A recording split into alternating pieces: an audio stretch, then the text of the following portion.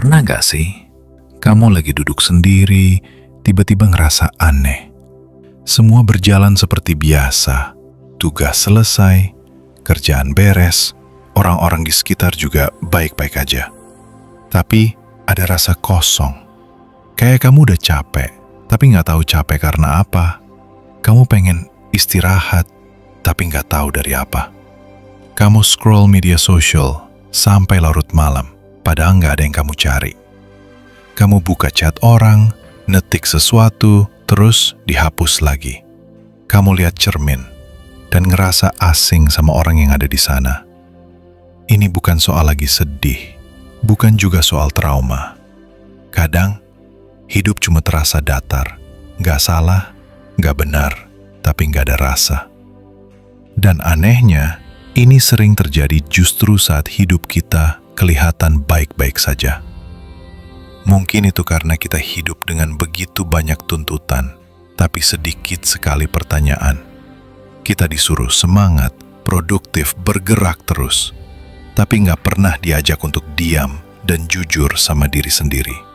Kita diajari banyak cara untuk maju, tapi nggak pernah dikasih tahu gimana caranya berhenti tanpa merasa bersalah. Maka, kita terus berjalan, lari dari sepi, dari takut gagal, dari ekspektasi orang lain. Tapi semakin jauh kita lari, semakin kehilangan arah. Kalau kamu ngerasa kayak gitu akhir-akhir ini, kamu nggak sendiri. Banyak dari kita sedang lelah secara diam-diam. Bukan karena kurang kuat, tapi karena terlalu lama berpura-pura. Pura-pura kuat, pura-pura tahu apa yang kita mau.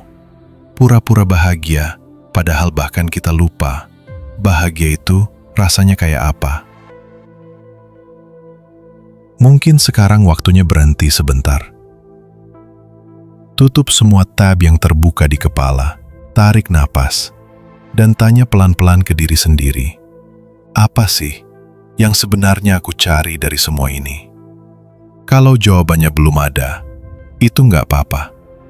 Karena kadang, hidup bukan tentang langsung paham, tapi berani untuk mencari tahu. Dan pencarian itu selalu dimulai dari satu titik pulang. Kita nggak akan pernah tahu kemana harus melangkah kalau kita belum tahu apa yang penting buat kita.